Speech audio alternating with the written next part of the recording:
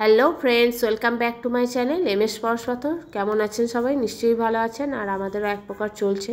Last video দেখেছিলেন হায়দ্রাবাদ থেকে বম্বে আসছি।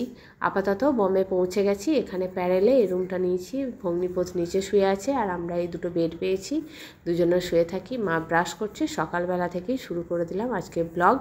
আর প্রচণ্ড তুমুল হারে বৃষ্টি পড়ছে, কারণ আমরা যেদিন রাত 11:30টায় প্যারেল পৌঁছালাম সেই দিন থেকেই প্রচণ্ড বৃষ্টি।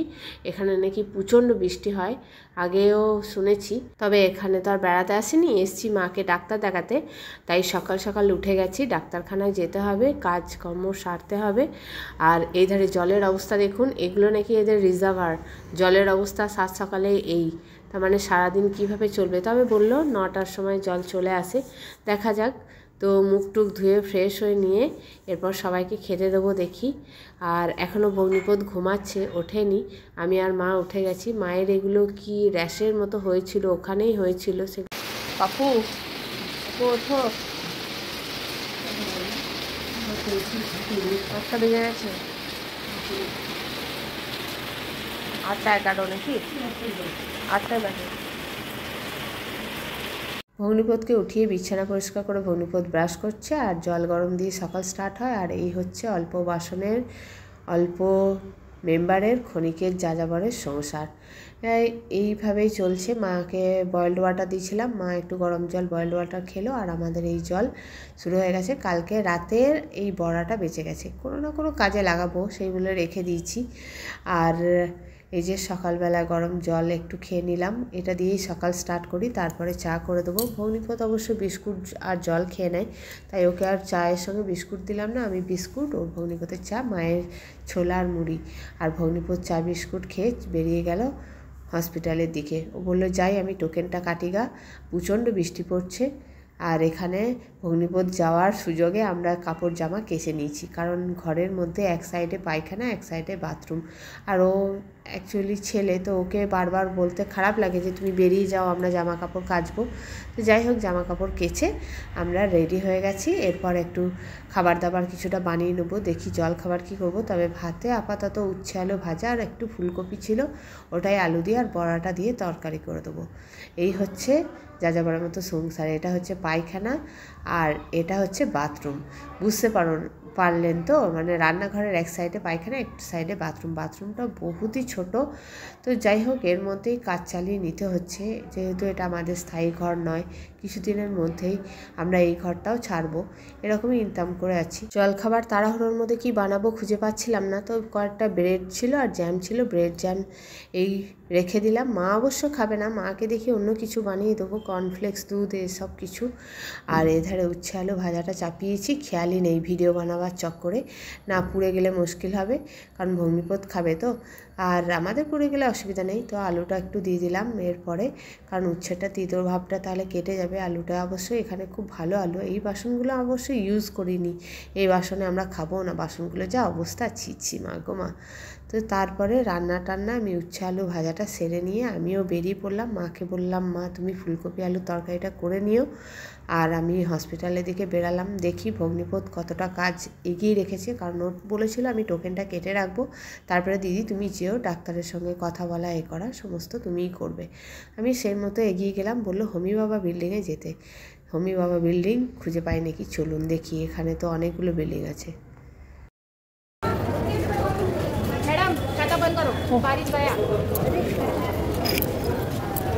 লুকিয়ে লুকিয়ে ভিডিও করার চক্করে ভাই ছাতা বন্ধ করতে হবে, ভুলে গেছি যে ওই জায়গাটায় ছাতা বন্ধ করতে হবে। যাই হোক, ওটা মনে পড়িয়ে দিল। আর এখানে বললো হোমি বাবা বিল্ডিং, এটা শুধু অ্যানেক্স বিল্ডিং আর গোল্ডেন জুবলি বিল্ডিং।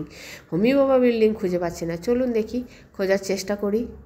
এখানে দেখলাম সিকিউরিটিরা রয়েছে, এদেরকেই জিজ্ঞাসা করি, তাহলে সঠিক বার্তা। হোমি বাবা বিল্ডিং জানা হয়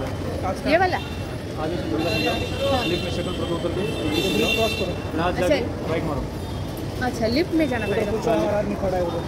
हाँ, इधर से लिफ्ट में जा सकते हैं। लिफ्ट में 3rd फ्लोर जाना है, यहाँ से सेकंड जाओ, ब्रिज क्रॉस करो वाला, उधर हमारा आदमी खड़ा है, वो आपको बताएगा कहाँ। अच्छा, নেক্সট বিল্ডিংয়ের গ্রাউন্ড ফ্লোরে গিয়ে সেকেন্ড ফ্লোরে যেতে বললো, তারপরে ব্রিজ ক্রস করলেই তারপরে আবার দুটো বিল্ডিং পাবো, মেন বিল্ডিং আর হোমিওপা বিল্ডিং। তবে ব্রিজটা ক্রস করতে বেশ ভালো লাগছিলো, কারণ বেশ দেখতে ভালো লাগছিলো জানলার ফাঁক দিয়ে। আর এমন সুন্দর লাগছিল যে রাস্তার ওপর দিয়েই এ ধারে দুটো বিল্ডিং, ও ধারে দুটো বিল্ডিং। তবে 4টে বিল্ডিং নিয়ে কিন্তু বিশাল ঝামেলা লেগে যাচ্ছিলো আমার মধ্যে, মানে বুঝতে পারছিলাম না কোনটা কী। আর বিল্ডিংগুলোর নামগুলোও বেশ অজানা অজানা লাগছে, তো কেমন যেন প্রথম ঘুলিয়ে যাচ্ছিল। তবে অবশ্য পরে ঠিক হয়ে যাবে এটুকুও ভাবলাম। তো চলুন দেখা যাক। বলেছিল তো এই থার্ড ফ্লোরে লিফটে এলাম, দেখি तो क्या सीधा जाके लेफ्ट साइड बोला, सीधा जाके लेफ्ट साइड। अच्छा পুরো ফাঁকা লাগছে, কাউকে কোথাও দেখছি না। ওই তো একটা কেবিন রয়েছে মনে হচ্ছে, চলুন দেখি। नहीं है, ये मेन बिल्डिंग है, बाजू में होमी बाबा है। वहाँ से उतरो, फर्स्ट फ्लोर से क्रॉस करो, फिर 3 मिलेगा वहाँ से फर्स्ट फ्लोर। अच्छा साइड में खुलेगा, अच्छा इस साइड में 3 मिलेगा। ওখানে তো দেখতেই পেলেন ভুল ঠিকানায় চলে গেছি। আবার এই ধারে ব্যাক করে বা সাইডে এসে আবার লিফটে উঠতে হবে, লিফটের জন্য আবার দাঁড়িয়ে আছি। চলুন, সাহসও হচ্ছে না সিঁড়ি বেয়ে ওঠার, তবে বিরক্ত হয়ে সিঁড়ি বেয়েই উঠে এলাম। বাপ রে বাপ, কী অবস্থা! উফ, সত্যি। চলুন, এরপর মনে হচ্ছে দেখা পাবো। हाँ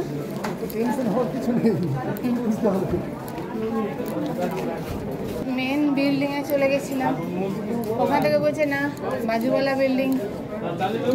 অগ্নিপথ প্রথম এসেছিলো টোকেনটা কাটার জন্য, কিন্তু টোকেনটা এভাবে দিয়েছিল। আমি এসেছিলাম তারপরে, ভাবলাম মা সবজিটা বানাক, মাকে আনবো না। তারপরে মায়ের দরকার পড়েছিল, সবাই বলছিল না পেশেন্টকেও দেখবে, তাই পেশেন্টকে নিয়ে এলাম। আর এই যে ফাইলগুলো যাচ্ছে, হয়তো ডাক্তার ডাকবে এবার। তো ডাক্তার কিন্তু এটুকু ঠিক যে যতগুলো ডাক্তার দেখেছে তারা কিন্তু এআইজির সমস্ত রিপোর্ট কিন্তু ওরা দেখেছে। তারপরেও কিছুগুলো ব্লাড টেস্ট দিয়েছিল আর বলেছিল যে বায়োপসি রিপোর্টটা করাতে হতে পারে, কারণ ওখানে তো নেগেটিভ এসেছিলো, এখানে একবার করাতে হবে।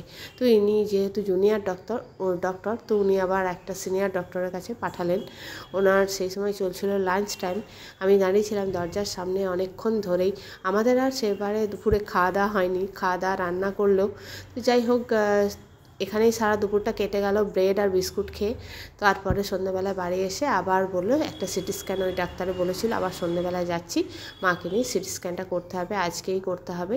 তো সেই বলে ভগ্নিপথ যেহেতু বাইরে দাঁড়িয়ে ছিল, আমরা জামা ছাড়ছিলাম বলে, তো ও রেডি হয়েই বাইরে দাঁড়িয়ে ছিল। এরপর বেরিয়ে পড়ি, কারণ বৃষ্টি যখন তখন আসছে, বৃষ্টির কোনো ভরসা নেই। আর বৃষ্টি পড়ছে, পড়েনি এখন। চলো, দুপুরটা তো রান্না করেও খাওয়ার জোটেনি, দুপুরে শুধু ব্রেড আর বিস্কুট দিয়ে চলেছিল। তবে রাতের বেলায় আমরা খেয়ে নিয়েছিলাম, কারণ মায়ের ছিল 9টার সময় সিটি স্ক্যানের ডেট। আর সেই জন্য আমরা মানে আমি আর ভগ্নিপতি খেয়ে নিয়েছিলাম, মাকে খাওয়ানো হয়নি, কারণ মায়ের সিটি স্ক্যান তো খালি পেটে হবে, তো সেই জন্য। আর ভগ্নিপতি খুব ভনন করে হাঁটতে পারে, আর মা হাঁটতে পারছে না, মা অসুস্থ, তো মাকে নিয়ে আমি বারবার পিছিয়ে পড়ছিলাম। আর এখানে দুটো রোড ক্রস করতে হচ্ছিলো, তাতে অসুবিধা কিছু নেই। যাই হোক, নতুন জায়গা, নতুন শহর, অচেনা মানে মানুষজন। এই যে হসপিটালে এসে পৌঁছে গেছি রাতের মানে তো ভিড় তেমন নেই, লোকজনও তেমন নেই। মায়ের মুখটা একদম শুকিয়ে গেছে, তবে কাগজপত্র এখানে জমা দেওয়া হয়েছে, মনে হচ্ছে হয়ে যাবে। তবে হতে মনে হচ্ছে যেন বেশ কিছুক্ষণ সময় লাগবে। তবে রাতের বলে ভিড় নেই বলে হয়তো হতে পারে তাড়াতাড়ি হয়ে যাবে। তো যাই হোক, হয়ে গেলে কখন ভাবছি বাড়ি যাব, মাকে দুটো খেতে দেবো, কারণ সারাদিন মায়ের মানে খাওয়াই জোটেনি। আর মায়ের পেটে যন্ত্রণাও করছে, পেটে যন্ত্রণা ওষুধটা না খাওয়ানো যায় না। তো মানে প্রচণ্ডই অবস্থা খারাপ হচ্ছে। চলুন বাড়ি গিয়ে খাওয়া দাওয়া সারতে হবে। এই যে বাড়ি গিয়ে এসে খাওয়া দাওয়া সেরে এই বাসনগুলো এবার মাজবো, মেজে পরে তারপরে রাতে শোবো। শুনছি নাকি পরের দিন আবার অন্য জায়গায় যেতে হবে, মানে এখানে ঘরটিতে থাকা যাবে না। এখানে ঘরটায় 1500 টাকা করে ভাড়া, অন্য কোথাও শুনলাম যে কমে ভাড়া পাওয়া যাচ্ছে।